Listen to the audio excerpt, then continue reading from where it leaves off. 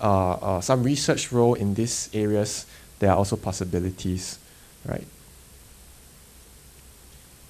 Okay, I'll move on next to working in Singapore, and this is a very important slide, which I would like all of you to maybe just keep a good look on this. So a lot of people ask me what you need in order to get a job in Singapore, right? What kind of passes are issued. So the very important one that should apply to most of you here would be your employment pass, right, which is right on top of the EP. So this is a pass for foreign professionals like yourselves to enable you to get a job in Singapore, right, and to start working in Singapore. So there's no quota or number issued each year. So if, let's say, 10,000 people apply for jobs in Singapore, and all 10,000 are deemed to be good, and the employers in Singapore want to hire you, then all 10,000 will be offered. Okay, but there's a very optimistic view, right? What I'm saying is that essentially, if you are of the right caliber, you have your right skill sets in analytics and cybersecurity, and you don't fail any of the other criteria, which is like security background checks, then you should be able to get EP, right? And what is the minimum criteria to get the EP, right, in terms of salary? So pay very close attention. Minimum criteria is 3,300 Singapore dollars a month, or 1,50,000, 1.5 lakhs a month, right? I think if you are 5 years experience or more in analytics or security, you should be able to meet this mark, right? And do note that we are also looking at only experienced professionals, right? Not so much the fresh graduates or the junior level. So you should be able to meet the minimum criteria. And if you want to bring your dependents, meaning your children or your spouse, to Singapore, then you need to earn a minimum of 5,000 Singapore dollars a month. So that's 2.5 lakhs a month, right? And if you want to bring your parents on a long-term visit pass, then that is 10,000 Singapore dollars a month. So that's about 5 lakhs a month. Okay?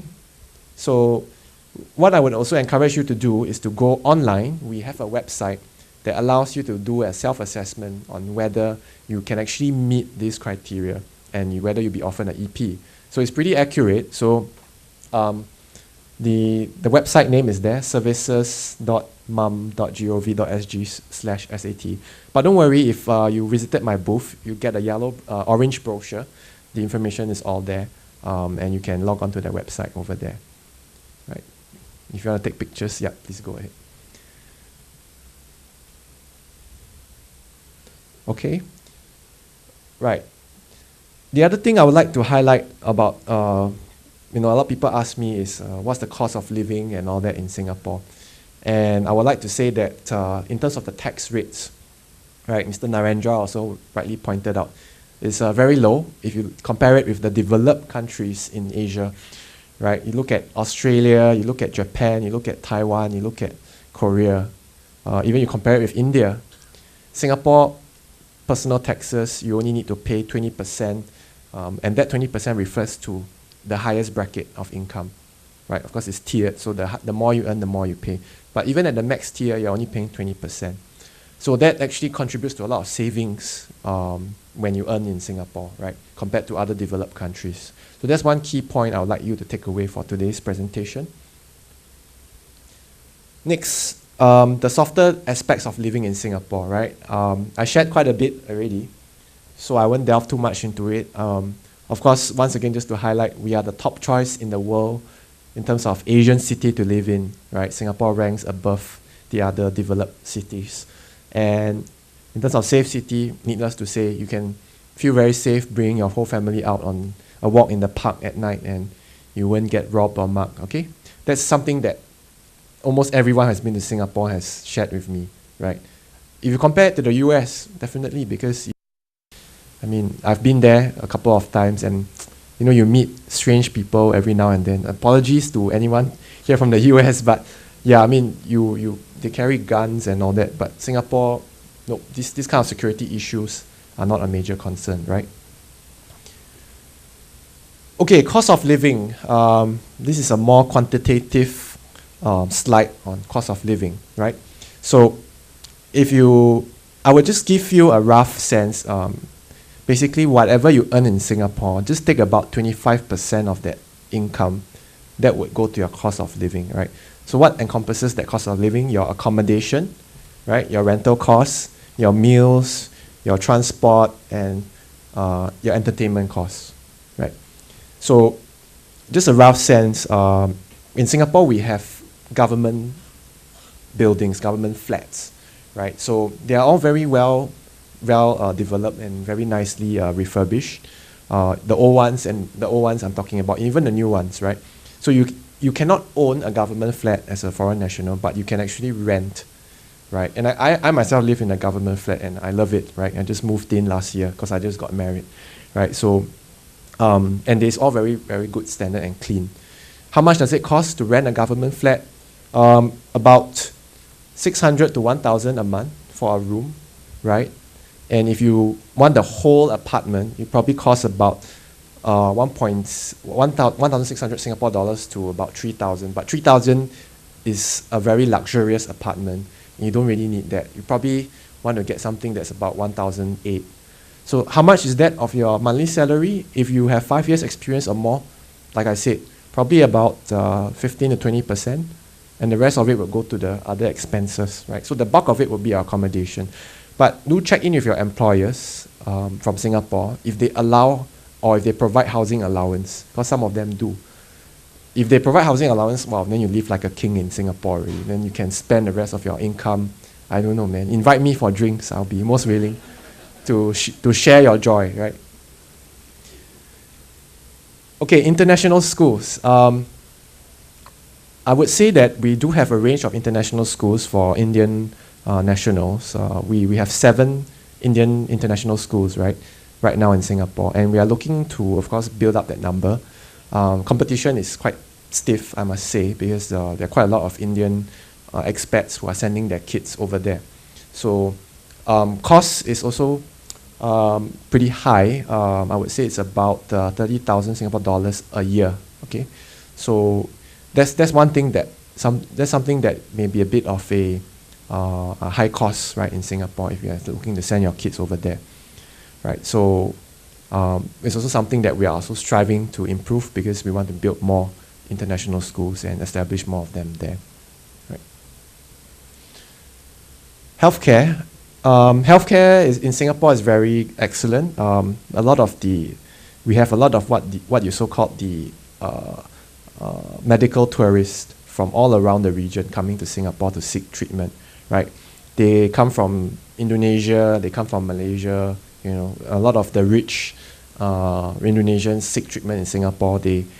And a lot of the hospitals are in the shopping districts in Singapore, right? So it's a very smart move to plant all the hospitals in the shopping districts, because after you seek treatment, you know, you are depressed, you want to go for some retail therapy, so you just conveniently get out of the hospital and go into Orchard Road and buy your handbags and stuff like that. So a lot of this happens in Singapore's hospitals, right?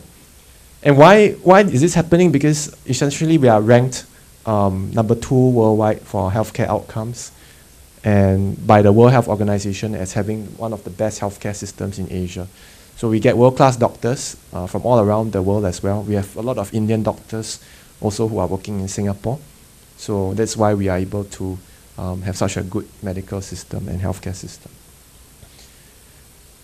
If you are looking to seek treatment in terms of like getting a general practitioner, GP, it's very convenient because there's a lot of clinics all around the island, and you probably can find one which is like within 600 to 800 meters from where you are staying, because Singapore is so kind of densely populated. And the fees for consultancy cost about 30 Singapore dollars per visit, so that's about 1,500 rupees per visit, so not too much. And you can get very conveniently get a checkup, and yeah. Okay, healthcare insurance is not compulsory in Singapore, unlike some of the European countries, right? So what some of you might want to do is to check, if you move to Singapore, whether you can port over your Indian insurance policies to Singapore, right? And that will allow you to cover the cost of your hospitalizations, your medical checkups, and things like that. But more importantly, you can also check in with your prospective employers whether they offer a corporate insurance, right, for your medical, for your health and your healthcare and medical expenses. Because some companies actually do. And if they do, then great, you don't have to buy your own, so it saves you a lot more cost, right? Okay, just a little bit more about some message from the Singapore government. A lot of people have asked me, Gabriel, I hear that Singapore is closing its doors to foreign professionals. Is that true? So the answer is it's not true, because as our Prime Minister Lee Hsien Loong mentioned at one of his National Day rallies, that we always have to keep our doors open to people who have the right skill sets and talent, right, who can work and contribute to the Singapore economy. And we are a global city. We can't close our doors to foreign professionals. If not, we'll be dead. The reason why Singapore is here today, where it is today as the first world country, we went from third world to first world in 50 years, which is really an economic wonder, is because we opened up our shores to foreign professionals, right? And where everyone from the world, a global citizen, can contribute to us. So that is why we are not closing our doors, and we are open to people with the right skill sets. And what are those skill sets? Those that I mentioned earlier, right? Data analytics, cybersecurity, right? So if you have these skill sets, please, I'm waiting for you to come over and buy me a drink, right? Okay. Just to share a little bit more about Contact Singapore's work in India. So I'm in charge of the India market. So I go all around India. I go to Bangalore, I go to Mumbai, Delhi, Chennai, right? So we conduct various events, and some of them include like career events. So we get employers from Singapore to come up and do direct recruitment in India. So immediately you know your outcomes. If you get interview here, you'll be offered a job here. Right? But that is sporadically, because only when there are employment opportunities, then these events come about. Right? Insights at Singapore is pretty interesting. In fact, I'm actually looking at holding one, it's in the pipeline, sometime in mid-November. We are inviting what we do at Insights at Singapore is we invite a Singaporean Indian national who has worked in Singapore for a couple of years, and he will share insights about the industry in Singapore. So he has, so it could be someone who has been placed by us, right? And then he had subsequently worked here, and now he's sharing his work experiences in Singapore. So there's one going to be happening in November, so keep a lookout. It's going to be in Bangalore though. So if you have our orange brochures, please sign up on our job portal, and you will be able to receive information on upcoming events. Right. The next event that we organize in India would be your Work in Singapore. Excuse me. Your Work in Singapore session. So that is like what I'm doing now. I'm just sharing about the cost of living, the employment pass framework, and the Singapore economy. Right. Very importantly, those of you who have gotten our brochures, please log on to our website. We have a lot of information about the things that I mentioned here. If you can't remember all of those, I'm sure many of you won't be able to remember everything I said. Please log on to our website. There we'll have all the information that I shared, right? And you can also access the cost of living calculator. We have an online one, so you can use that to estimate your costs of living in Singapore. And more importantly, our job portal, right? This is where you can link up to all the employers based in Singapore. So this is your first step to getting a job in Singapore, right? What happens is that you sign on to our, create an account on our job portal, and you deposit your CV on our job portal, right?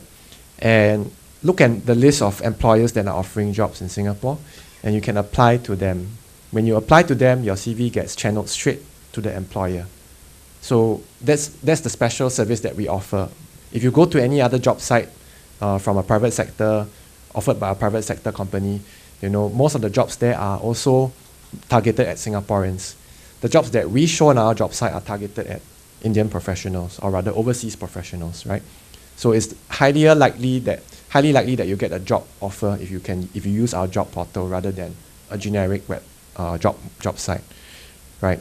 And also your job will get channeled directly to the employer of your choice.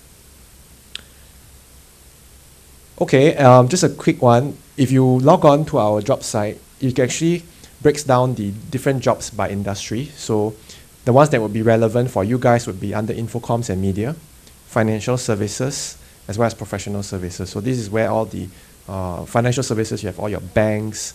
Infocoms and media, you have all your digital companies, right? Your payment companies, the likes of your MasterCard and Visa will be under Infocoms and media. So do have a look, go explore around it. I'm sure India is a very connected, IT-savvy country, so you have lots of time to explore this.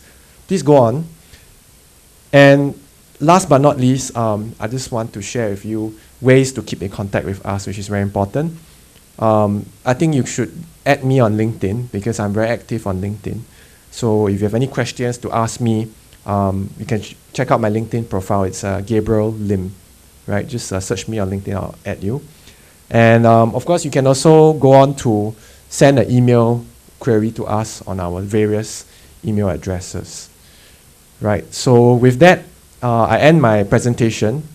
If there's any further questions you would like to ask, we have a booth outside, so please feel free to approach me or Dinia. We are always there to answer your questions. So thank you very much for your kind attention. Thank you.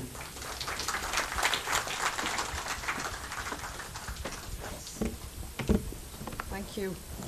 Thank you, Gabriel. There is one thing which I couldn't avoid at all in his fantastic tour